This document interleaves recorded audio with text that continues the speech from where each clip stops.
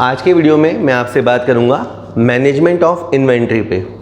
पहले तो आप यूं समझिए कि एकेडमिक वाइज ये बीकॉम फर्स्ट ईयर में भी चैप्टर होता है मटेरियल कंट्रोल के नाम से, ये सेकेंड ईयर में भी चैप्टर होता है मैनेजमेंट ऑफ इन्वेंट्री के नाम से, और कुछ एक यूनिवर्सिटीज़ में फाइनल ईयर में पढ़ाया जाता है मैनेजमेंट ऑफ इन्वेंट्री। ठीक है, इस टॉपिक में है क्या, देखिए एक प्रॉब्लम जिससे एक दुकानदार गुजरता ही है, बहुत कॉमन प्रॉब्लम है कि उसे बड़े ऑर्डर करने चाहिए या छोटे ऑर्डर करने चाहिए। जैसे अभी जो क्वेश्चन अपन करेंगे उसमें 50,000 यूनिट्स की ज़रूरत है। जैसे मान लो आपकी दुकान है, मान लीजिए कि आप जूते बेचते हैं या जीन्स बेचते हैं, मान लीजिए जीन्स बेचते हैं, और पूरे साल में 50,000 पीस आप बेच लेते हैं। अब आपको माल मंगाना है तो आप बताओ कैसे मंगाओगे। एक तरीका तो है कि 50,000 यूनिट, जीन्स को अब मैं यूनिट बोल देता हूँ, 50,000 यूनिट आप एक साथ मंगा लो। दूसरा तरीका हो सकता है 25,000 करके साल में 2 बार मंगाओ। तीसरा कॉम्बिनेशन हो सकता है 10-10 हज़ार करके 5 बार मंगाओ। यानी अगर मैं आपको बताऊं कॉम्बिनेशन 50,000 यूनिट्स आपकी ज़रूरत है तो आप इसे एक बार में ऑर्डर कर सकते हैं, या 25,000 और 25,000 करके 2 बार में ऑर्डर कर सकते हैं, या 10,000 करके आप 5 बार ऑर्डर कर सकते हैं, या 5,000 करके आप 10 बार ऑर्डर कर सकते हैं, और भी बहुत सारे कॉम्बिनेशन मल्टीपल डिविजिबल्स बन जाएंगे। अब इसमें से कई व्यापारी क्या होता है, बगैर ज़्यादा सोचे या इतना उनको तजुर्बा हो जाता है बिजनेस करते हुए, वो अंदाजे से माल मंगा लेते हैं। ठीक है, लेकिन हमें ये चैप्टर जो आज अपन पढ़ने वाले हैं वो एक फॉर्मूला देगा। उस फॉर्मूले से आप बड़े आराम से ये डिसाइड कर सकते हो कि कितने यूनिट्स मंगाना आपके लिए सही रहेगा। आपके लिए ज़्यादा यूनिट मंगाना अच्छा रहेगा या कम यूनिट मंगाना अच्छा रहेगा। चलिए अभी अपन इस क्वेश्चन को देखेंगे।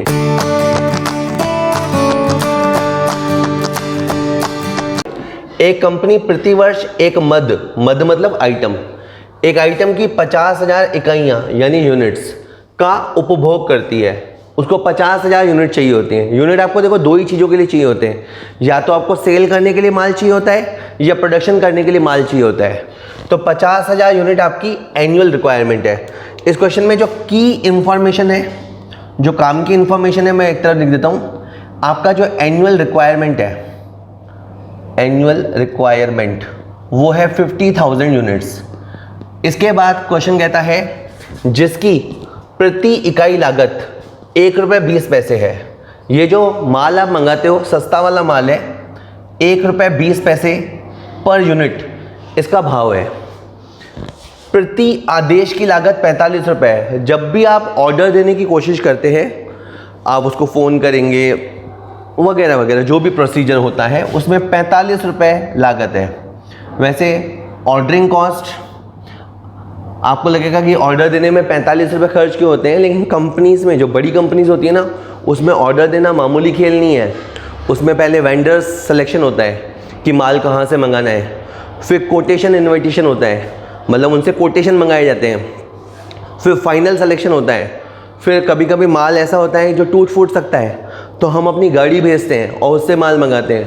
तो रियल लाइफ में कभी कभी ऑर्डरिंग कॉस्ट बहुत ज़्यादा भी हो सकती है। अभी आप ये समझ लो कि अगर हम ऑर्डर देंगे तो 45 रुपये ऑर्डर देने में लगेंगे, और स्टॉक रखने की जो लागत है वो है एनुअल एवरेज स्टॉक का 15%। ओके, देखिए माल आएगा तो आप माल को संभालेंगे। किस तरह संभालेंगे, मतलब यार माल को गोदाम में रखोगे, गोदाम के बाहर चौकीदार को बिठाओगे, माल का बीमा कराओगे, माल को चूहे खा जाते हैं, उस सब में 15% का खर्चा होता है। उस सब में 15% लागत आती है। ये 15% इस 1 रुपये 20 पैसे का माना जाता है। एक यूनिट कितने का है, 1 रुपये 20 पैसे का है। अब आपको उसका 15% निकालना है जो कि 18 पैसे आएगा। 18 पैसे 0.18 करके लिखा जाता है कि सर हमें समझ नहीं आ रहा। क्वेश्चन क्या है वो अब आएगा। आर्थिक आदेश मात्रा, इकोनॉमिक ऑर्डर क्वांटिटी ज्ञात कीजिए। अगला क्वेश्चन तो फिर डिसीजन मेकिंग पे है। पहले मेन क्वेश्चन पे आते हैं, इकोनॉमिक ऑर्डर क्वांटिटी। हमें क्या तय करना है कि हम कितने यूनिट्स मंगाएं। हमें ये पता है कि एक साल में 50,000 यूनिट्स की रिक्वायरमेंट है, लेकिन इसका ये कतई मतलब नहीं है कि हम सारी यूनिट्स एक साथ मंगा लें। तो फिर कितनी मंगाएं का आंसर होता है इकोनॉमिक ऑर्डर क्वांटिटी। ये एक ज़बरदस्त फॉर्मूला इजाद किया गया है, अंडर द रूट 2RO/C। चूंकि ये कोड वर्ड्स है या शॉर्ट फॉर्म्स हैं तो इनको लिखने के और कई तरीके हो सकते हैं, मूल बात वही रहेगी। देखिए पहले तो अंडर द रूट बना देंगे सर, ठीक है, 2 लिख देंगे, ठीक है। आर मन होता है रिक्वायरमेंट, आपकी रिक्वायरमेंट क्या है, और याद रखिएगा आपको इस फॉर्मूले में हमेशा अपनी एनुअल रिक्वायरमेंट लिखनी है। एनुअल रिक्वायरमेंट कितनी है? 50,000। इसके बाद आपको ओ फिल करना है। ओ क्या है? Ordering cost. ऑर्डरिंग कॉस्ट आपको पर ऑर्डर भरनी है। एक ऑर्डर को प्रोसेस करने में कितनी लागत आती है? तो आपकी 45 रुपये आती है। और फिर सी का मतलब है बेटा कैरिंग कॉस्ट। सी बराबर होता है कैरिंग कॉस्ट। सर कैरिंग क्या? देखिए कैरी शब्द का मतलब होता है जैसे अपन खुद को कैरी करते हैं, यानी अपन कैसे उठते बैठते हैं, वो होता है केयर करना। इसी तरह स्टॉक की अपन कैसे केयर करते हैं, कैसे उसका ध्यान रखते हैं, तो वो होती है कैरिंग कॉस्ट। ओके, तो कैरिंग कॉस्ट क्या है? 18 पैसे प्रति यूनिट। 18 पैसे प्रति यूनिट पर एनम। एक साल में एक यूनिट को संभालने का खर्चा कितना है आपका? 18 पैसे। अब आपके पास कैलकुलेटर अलाउ है, ग्रेजुएशन में कैलकुलेटर अलाउ होता है, तो आराम से ये भर देंगे आप। 2000 इंटू 50,000 इंटू 45 बटा 0.18, रूट फॉलो करेंगे 5000 यूनिट्स। ये फॉर्मूला आपको सजेस्ट करता है कि भाई साहब आपको 5000 यूनिट मंगाने चाहिए। यानी ये फॉर्मूला एक तरह से ये सजेस्ट कर रहा है कि अगर आपकी 50,000 की रिक्वायरमेंट है तो आपको 5000 करते हुए 10 बार ऑर्डर प्लेस करना चाहिए। यानी अगर आपने इसकी बात मानी, EOQ एक सिस्टम है, एक फॉर्मूला है, इसकी बात मानी तो आपको 10 बार ऑर्डर करने होंगे। एक और बात ध्यान रखिएगा कि अगर आप 5000 यूनिट ऑर्डर करेंगे तो मैं इसे 2 से डिवाइड करता हूँ, 2500 यूनिट आपके पास एवरेज स्टॉक माना जाएगा। कि सर क्या मतलब? अगर आप 5000 यूनिट मंगाएंगे तो क्या होता है, माल धीरे धीरे कंज्यूम होता है। आप 5000 से गिनती शुरू करेंगे, फिर थोड़ा कम हो जाएगा, कम होते होते वो जीरो हो जाएगा। तो 5000 और जीरो की जो एवरेज होती है वो होती है 2500। तो आपके पास जो एवरेज स्टॉक हुआ वो हुआ 2500 यूनिट। कि सर आप ये हमें बातें क्यों बता रहे हो? मैं आपको ये समझाना चाहता हूँ कि टोटल कॉस्ट आपकी कितनी आएगी। टोटल कॉस्ट आपकी कितनी आएगी, इसमें 3 फैक्टर होते हैं। सबसे पहले होता है मटेरियल कॉस्ट। सबसे पहले मटेरियल कॉस्ट, आप थोड़ा माल मंगाओ या ज़्यादा माल मंगाओ, आपको 50,000 यूनिट मंगाने हैं और 50,000 यूनिट ₹1.20 के हिसाब से 60,000 में आने हैं। कि हाँ सर 50,000 यूनिट ₹1.20 का भाव, तो 60,000 यूनिट हो गए। तो ये तो हो गया बेटा आपका मटेरियल कॉस्ट। दूसरे नंबर पे दूसरा फैक्टर होता है ऑर्डरिंग कॉस्ट। अगर आपने EOQ की बात मानी, इसको बोलते हैं फॉलो करना, अगर आपने EOQ सिस्टम को फॉलो किया तो फिर आपको 10 ऑर्डर देने पड़ेंगे। आपको 10 ऑर्डर देने पड़ेंगे तो 45 रुपये के हिसाब से 450 रुपये, 450 रुपये आपकी ऑर्डरिंग कॉस्ट आएगी। क्योंकि आप एक बार ऑर्डर करेंगे 45 रुपये, दूसरी बार, तीसरी बार, ऐसे करके 10 बार ऑर्डर करेंगे। और तीसरा होता है आपका बेटा जी कैरिंग कॉस्ट। कैरिंग कॉस्ट का मतलब होता है जो आप गुड्स को संभालेंगे, माल की सार संभाल करेंगे, तो आपको 2500 यूनिट संभालने होंगे। कि सर 2500 कहाँ से? जितना आपका EOQ होता है ना उसका हाफ करते हैं। आपको 2500 यूनिट संभालने होंगे और 18 पैसे के हिसाब से 2500 यूनिट मल्टीप्लाई 18 पैसे के हिसाब से 450 रुपये आपकी कैरिंग कॉस्ट आएगी। ओके, तो 60,900 रुपये ये हो जाएगी आपकी टोटल परचेज कॉस्ट। कि सर हमें समझ नहीं आया। मैं क्वेश्चन को जल्दी से बोलता हूँ। 50,000 यूनिट अगर आपको मंगाने हैं तो हमारी बात मानिए, आप 5,000 यूनिट मंगाइए। 5,000 यूनिट करके मंगाने पे आपको 10 बार ऑर्डर देने पड़ेंगे, 2500 यूनिट का स्टॉक मेंटेन करने पड़ेगा और इन सब में आपकी टोटल कॉस्ट आएगी 60,900 रुपये। क्वेश्चन के अगले हिस्से में हम ये देखेंगे कि सामने वाला अगर आपको डिस्काउंट देता है तो हमें डिस्काउंट को मानना चाहिए या नहीं मानना चाहिए, वो अपन अगले हिस्से में देखेंगे। पहले हिस्से में हमने देखा कि हमें 5,000 यूनिट ऑर्डर करनी चाहिए, फिर हमने ये भी समझा कि ऐसा करने पे हमारी लागत 60,900 आएगी। अब किसी जो हमारा सप्लायर है जिससे हम माल मंगाते हैं, उसने हमारे को अगर ऑफर दिया तो क्या, जैसे कहता है कंपनी अगर 10,000 यूनिट्स ऑर्डर करेगी, अभी तो 5,000 कर रही है, पर अगर 10,000 यूनिट ऑर्डर करेगी तो 5% डिस्काउंट मिलेगा, 5% डिस्काउंट मिलेगा। तो कंपनी को डिस्काउंट ऑफर लेना चाहिए या नहीं? तो अब आप समझो, ये तो एक क्वेश्चन की बात है कि हमें एक डिसीजन करना है। लाइफ भी डिसीजन से चलती है। जो आप डिसीजंस करते हैं उसके अच्छे या बुरे नतीजे होते हैं। जीतता कौन है? जो सोचता है, समझता है, डिसीजन लेता है, वो जीत जाता है। जो सोचता समझता नहीं है वो घाटे में जाता है, और जो डिसीजन ही नहीं लेता वो तो उससे भी ज़्यादा घाटे में जाता है। अपने को डिसीजन लेना है। ऑफर क्या है बेटा? ऑफर है 5% डिस्काउंट। अभी आपके लिए 1 रुपया 20 पैसे में चीज़ आ रही है। अभी जो आपकी CPU है, cost per unit, that is 1 रुपया 20 पैसा। अगर आप इसका 5% डिस्काउंट निकालेंगे तो ये बनेगा 6 पैसा। तो वस्तु आपके लिए आएगी 1 रुपया 14 पैसे।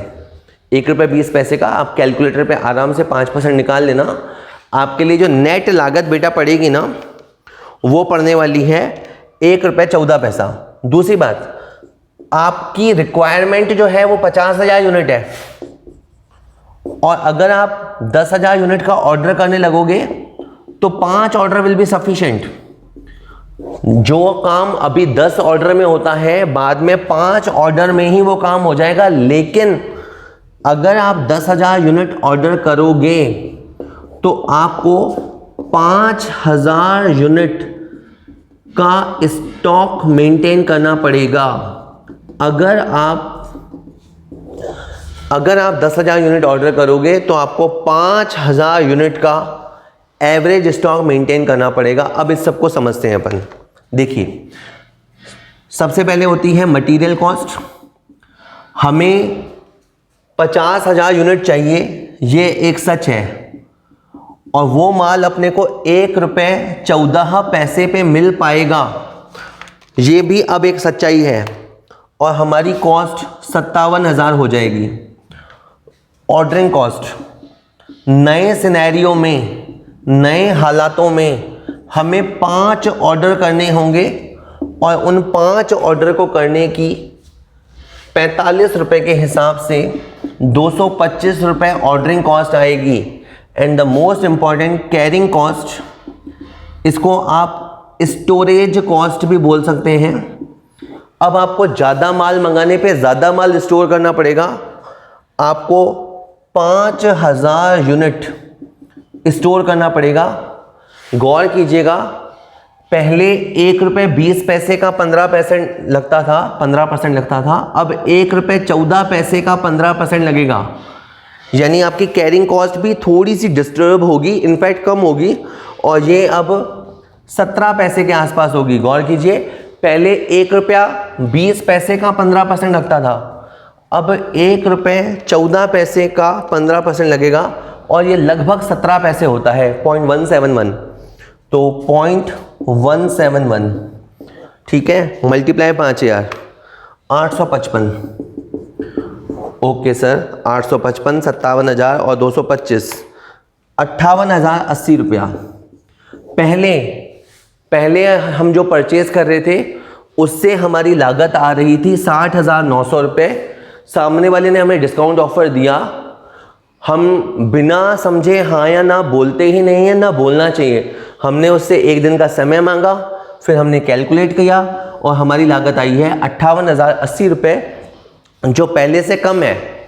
तो हमें उसको यस कहना चाहिए। Yes, we should avail discount offer. हमें इस डिस्काउंट ऑफर का फ़ायदा उठाना चाहिए और 10,000 यूनिट्स ऑर्डर करने चाहिए अगर वो हमें 5% डिस्काउंट देने को राजी है तो। चलिए हो गया है।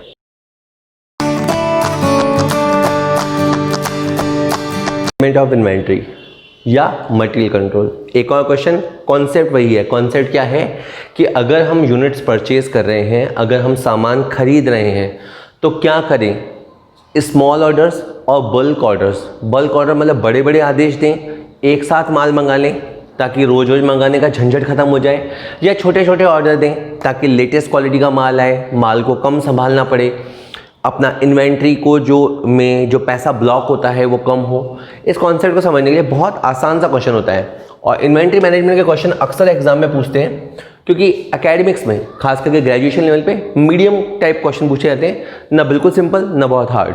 ठीक है, आपका आज का जो टॉपिक है वो है इकोनॉमिक ऑर्डर क्वांटिटी। इकोनॉमिक से मतलब होता है मितव्ययी, कौन सी चीज़ आपको सस्ती पड़ेगी। तो पहले एक बार क्वेश्चन देख लेते हैं।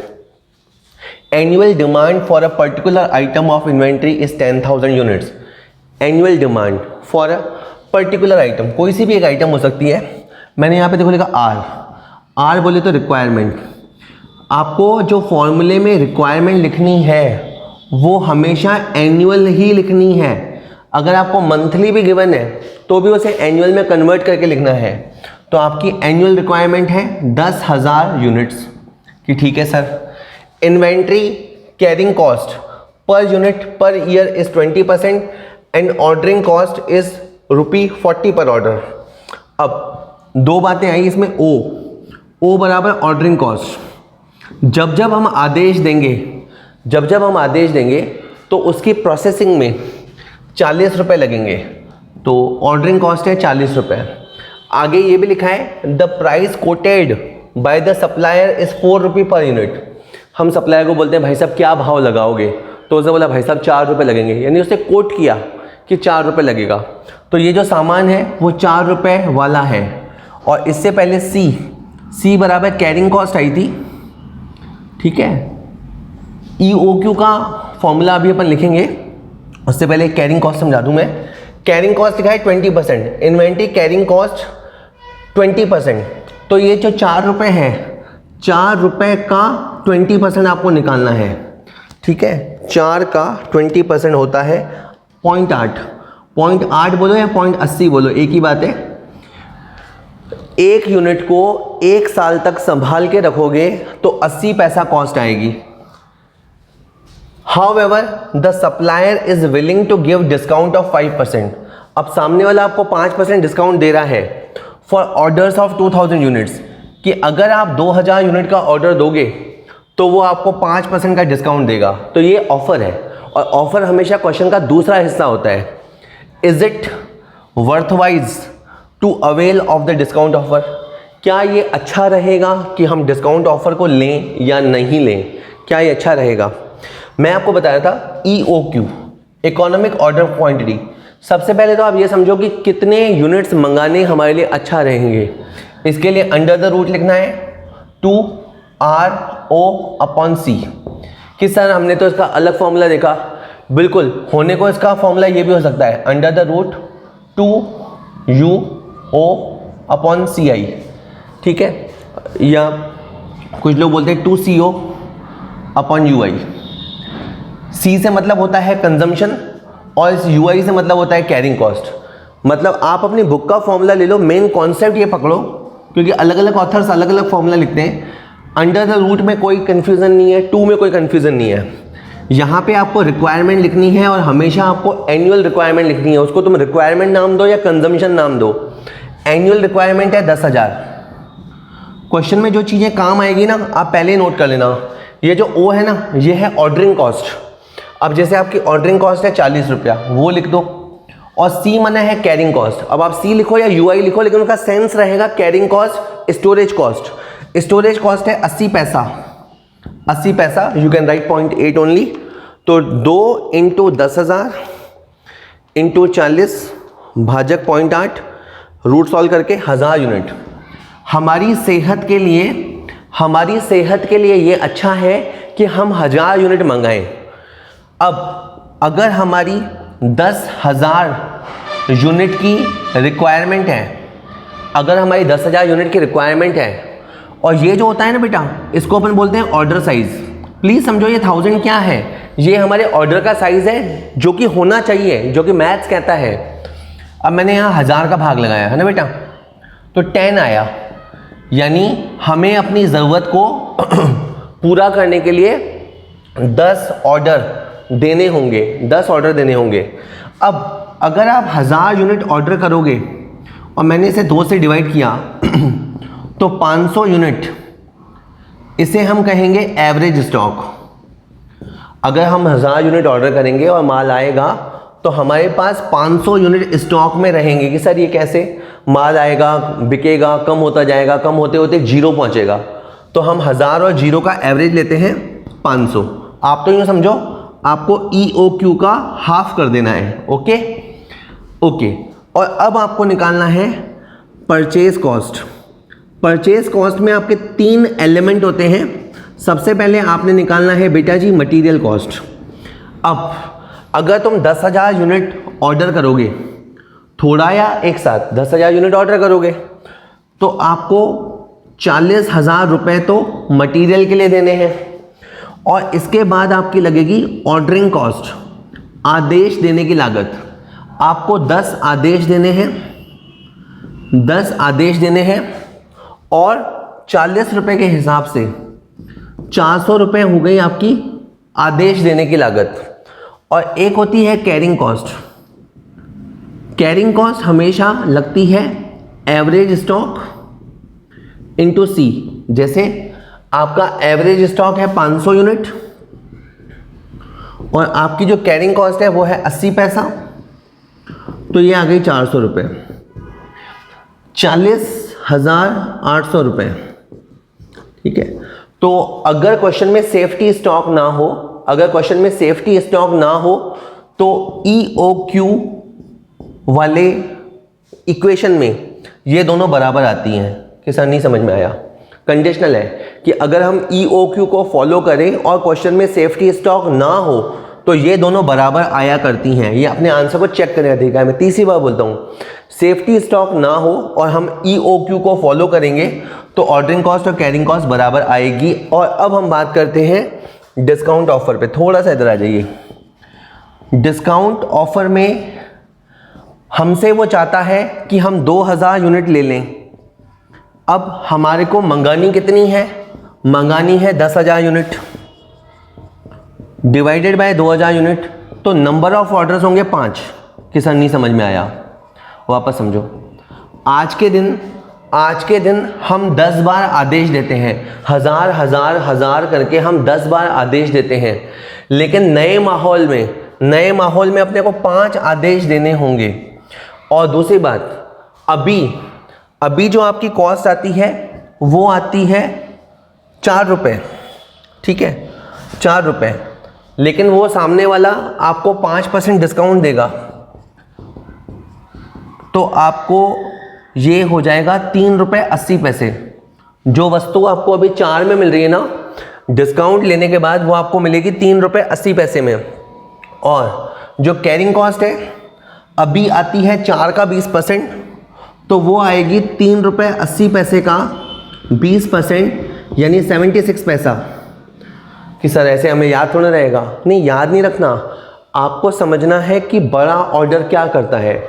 बड़े ऑर्डर से बहुत सारे चेंजेस होते हैं। पहला, बड़ा ऑर्डर देने से नंबर ऑफ ऑर्डर्स कम हो जाते हैं।